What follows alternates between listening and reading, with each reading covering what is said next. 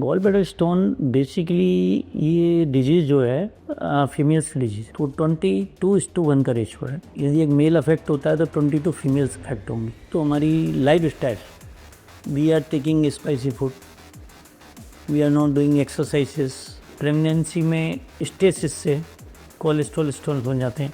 कई बार chronic infection in gall bladder can cause the gall bladder stone. Robotic कोली में precision is better, pain is less and blood loss is very less minimally, because vision is very good. Gall bladder stone को diagnose करने के लिए सबसे important है and इसकी accuracy is very good is ultrasound, simple ultrasound पर important है। Good afternoon, मैं हूँ डॉक्टर अपूर्वा और आज मैं आप सबका स्वागत करती हूँ हमारे इस लाइव सेशन में। आज हम एक बहुत ही इम्पॉर्टेंट टॉपिक के बारे में बात करेंगे जिन्हें हम बोलते हैं गॉल ब्लैडर स्टोन्स। और इस टॉपिक को डिस्कस करने के लिए हमारे साथ आज जुड़े हैं डॉक्टर बालकृष्ण गुप्ता, जो डायरेक्टर रोबोटिक लैप्रोस्कोपिक इन MIS हैं। वेलकम डॉक्टर साहब। Thank you ma'am. सर, तो हम अपना एक सेशन स्टार्ट करते हैं। सर, तो मैं आपसे कुछ क्वेश्चंस पूछूंगी जो हमारे व्यूअर्स के यूजुअली आते हैं, आप हमारे को उनके आंसर्स दीजिए। सर, तो मेरा पहला क्वेश्चन जो आपसे है वो ये है, what are gall stones? Gall stones basically हमारे हिंदी में भी बोलें तो पित्ताशय होता है। जी सर। तो ये लीवर के साथ में लगा होता है और ये बेसिकली जो हमारे फूड को डाइजेस्ट करने के लिए होता है। जी। पित्त ज़रूरी होता है। तो कई बार उसमें पित्त में स्टोन्स बन जाते हैं, तो दीज आर स्टोन्स बनते हैं, कोलेस्ट्रॉल स्टोन, मिक्स स्टोन, तो these are gall bladder stones. Thank you so much sir. Sir, मैं ये नेक्स्ट क्वेश्चन आपसे ये जानना चाहूँगी, गॉल ब्लैडर स्टोन्स का फॉर्मेशन कैसे होता है? हाँ जी, गॉल ब्लैडर स्टोन बेसिकली ये डिजीज़ जो है फीमेल्स की डिजीज़ है।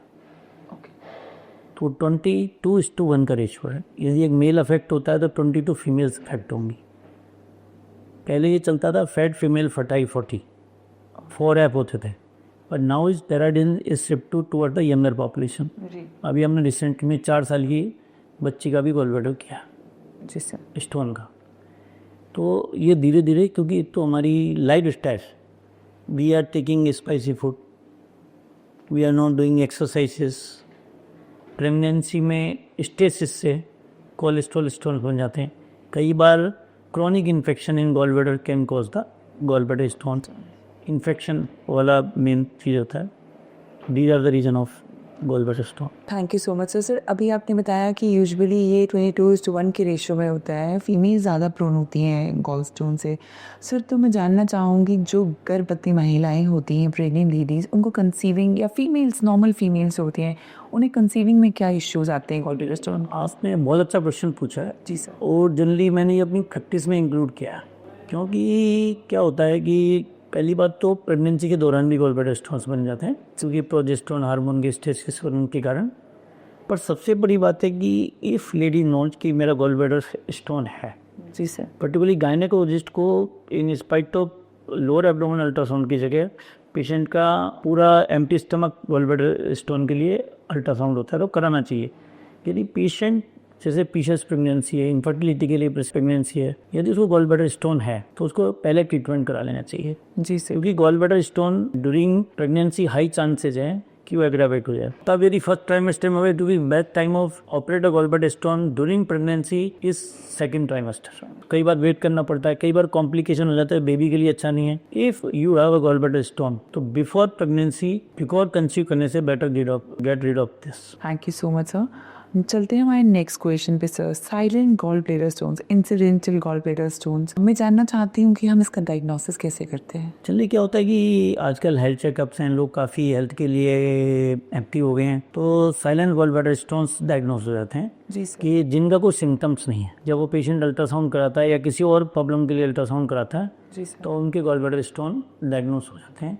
जी। और या फिर पेशेंट को डिस्पेप्सिया या एसिडिटी के सिम्टम्स होते हैं, पर उनको पता नहीं होता कि हमारे गॉल ब्लैडर स्टोन है। तो साइलेंट गॉल ब्लैडर स्टोन्स में कुछ इंडिकेशंस हैं, जनरली पेशेंट डायबिटिक हो या उसको पहले हार्ट अटैक एमआई की हिस्ट्री हुई हो, कोई कार्डिक प्रॉब्लम हो, gall bladder stone more than 15 mm है, बहुत मल्टीपल स्टोन्स हैं। तो ऐसे 4-5 इंडिकेशंस हैं, उनमें साइलेंट गॉल ब्लैडर स्टोन्स को किस सर्जरी एडवाइज करी जाती है। और वैसे भी north India belt is gall bladder stone, multiple stone है, उनके भी कॉम्प्लिकेशन का खतरा रहता है। तो if you have more than 15 mm stone, multiple stone, तो you should go for the lap cholecystectomy. अभी आपने बताया लैब कोली के बारे में, अब हम और हमारे कुछ दर्शक ही जानना चाहेंगे लैब कोली इन रोबोटिक सर्जरी में जो आप करते हैं उसमें डिफरेंस क्या है sir? Basically I am a robotic surgeon, और हमारे इंडिया में रोबोटिक सर्जरी का पहले काफ़ी लिमिटेड होती थी, अभी काफ़ी कंपनियों के रोबोट्स आ गए हैं। तो अभी ऑलमोस्ट अभी इंस्टीट्यूशंस हमारे जैसे कि यथार्थ ग्रुप में ही हमारे 5 हॉस्पिटल में रोबोट है, और जिसमें मैं हूँ फरीदाबाद में डे 1 से डा विंची रोबोट लगा हुआ है। बहुत पहले तो ओपन सर्जरीज होती थी, उसका बड़ा स्कार आता था, हर्निया होता थे, पेशेंट को काफ़ी आराम करना पड़ता था। उसके बाद में मॉडिफिकेशन हुआ लेप्रोस्कोपिक कोली, वो आज भी गोल्ड स्टैंडर्ड है, आज की डेट में कोई ओपन कोली नहीं करता है। But now from 1 to 2 years come out to be robotic coli. Robotic coli में precision is better, pain is less and blood loss is very less. Minimally Because vision is very good. दूसरा क्या होता है कि pain is very less.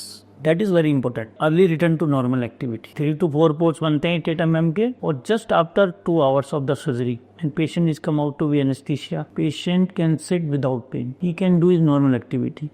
He can walk. तो you just not to give so many pain killers. And दूसरी difficult से difficult robotic surgery जो कि कई बार लेप्रोस्कोपी में और उसमें पॉसिबल नहीं होती, it can be perform by precision with the robotic surgery. Thank you so much sir. Moving on to the next question, मैं आपसे जानना चाहती हूँ किसी भी पेशेंट जो गॉल स्टोन से पीड़ित हो, उनके सिम्टम्स क्या रहते हैं गॉल स्टोन्स होने से पहले? गॉल ब्लैडर स्टोन में सबसे पहले जो सिम्टम्स होते हैं, एसिडिटी के सिम्टम्स होते हैं, ब्लॉटिंग है, डिस्पेप्सिया है, ये सिम्टम्स है कि क्रॉनिक चला है। और जो मोस्ट कॉमन सिम्टम्स है, जब यदि गॉल ब्लैडर बिलियरी कोलिक होता है तो राइट साइड हमारे पर्टिकुलरली फीमेल्स में या मेल में राइट साइड हमारी पसलियों के नीचे जो दर्द होता है, तो उसको इग्नोर ना करें। तो राइट साइड जो दर्द होता है पसलियों के नीचे, वो गॉल ब्लैडर स्टोन का के दर्द भी हो सकता है। कई बार दर्द आता है, कभी दर्द आता है, बिलियरी कोलिक होता है, कई बार सीवियर पेन होता है, एंड कई बार ये विद कॉम्प्लिकेशन प्रेजेंट करता है, ये जॉन्डिस के साथ प्रेजेंट कर सकता है। और कई बार बड़े स्टोन्स होते हैं, साइलेंट पड़े रहते हैं, तो patient can present with the cancer also. Sir ऐसे आप कौन से टेस्ट बताएंगे जो गॉल स्टोन्स को डिटेक्ट कर सकते हैं, डायग्नोस कर सकते हैं? गॉल ब्लैडर स्टोन को डायग्नोस करने के लिए सबसे इम्पोर्टेंट है, इसकी accuracy is very good, is ultrasound, simple ultrasound, पर इम्पोर्टेंट है कि गॉल ब्लैडर स्टोन में करीब, क्योंकि गॉल ब्लैडर जो होता है वो एम्प्टी स्टमक फुल होता है। अल्ट्रासाउंड जो भी होना चाहिए पेशेंट को अल्टीमेटली फास्टिंग कंडीशन में, मॉर्निंग में उसका होना चाहिए 2 to 10 आवर्स की फास्टिंग में ही गॉल ब्लैडर स्टोन को उसमें स्टोन दिख जाते हैं। Thank you sir. सर मेरा आखिरी क्वेश्चन आपसे ये होगा, हम कैसे प्रिवेंट कर सकते हैं गॉल स्टोन्स को? गॉल स्टोन को प्रिवेंट करने का सबसे बड़ा तरीका है तो बेसिकली अब जो डेवलप्ड कंट्रीज और ये हैं आजकल ये कॉमन बीमारियाँ हो रही हैं, इसका सबसे बड़ा रीज़न तो मैम ये है, हमें अपनी एक्सरसाइज, योगा, लाइफस्टाइल मॉडिफिकेशन और स्ट्रेस, मतलब ये बड़ी कॉमन है, पर जितना कम कर सकें वो कम करें जी सर। और दूसरा स्पाइसी फूड, चंक फूड्स, इनको कम लें। और जो ओरल पिल्स होती हैं, ये मतलब ओडिजिन ड्रग्स, इनको भी अवॉइड करना चाहिए, जो हार्मोनल इम्बैलेंस करती है, उनसे लॉन्ग फास्टिंग से भी अवॉइड करना चाहिए। जी सर्टिफिकली पेशेंट्स को गॉल ब्लैडर सर्ज बन जाता है। दूसरा मैं इसमें ये बात ऐड करना चाहता हूँ कि लोग कहते हैं कि हमें दर्द नहीं हुआ, हमें गॉल ब्लैडर नहीं है, सालों साल गॉल ब्लैडर स्टोन को छोड़ देते हैं, या गॉल ब्लैडर स्टोन में हमें सर्जन की ओपिनियन लेनी चाहिए। जनरली मोर देन 15 mm का कोई स्टोन है तो नॉर्थ इंडिया में क्या होता है कि patient can present with the gall bladder cancer, और उसमें जनरली एडवांस स्टेज में करते हैं, और पेशेंट का फिर 6 months to 1 year भी सर्वाइवल नहीं हो पाता है, काफ़ी पेनफुल कंडीशंस होती हैं। दूसरा यदि gall bladder stone multiple stone है तो वो निकल के आगे चले जाते हैं और they can hit the pancreas. तो पेंक्रियाटाइटिस उसमें माइल्ड मॉडरेट सीवियर हो सकता है, तो उसमें पेशेंट को 15 दिन आईसीयू में रहना होता है। कई बार पेशेंट को सीवियर कॉम्प्लिकेशंस होते हैं, और जैसे कई बार इम्पैक्ट होने के कारण पस बन जाती हैं, they can cause the pus formation, thickening कर देते हैं, तो these are the cause of complication of the gall bladder stone. और लॉन्ग टर्म मेरी वो रहे तो कई बार वो ड्यूरिनम में या इंटेस्टाइन में एंटर कर जाते हैं, surgery become very difficult. Thank you so much sir, thank you so much. कि गॉल ब्लैडर में जो पहले था कि कार्डियक पेशेंट्स की लेप्रोस्कोपिक सर्जरी और ये नहीं होती थी, तो in our centres I am doing 18% 20% heart के पेशेंट की हम कम प्रेशर पे लेप्रोस्कोपी कर रहे हैं, जो पेशेंट का पॉसिबल नहीं था। तो उन पेशेंट्स का साथ में रोबोटिक कोली, तो this centre is highly equipped with the advanced laparoscopic surgery as well as robotic surgery. In fact, for perforated GB sick patients के लिए भी we provide the laparoscopic surgery. Thank you so much sir.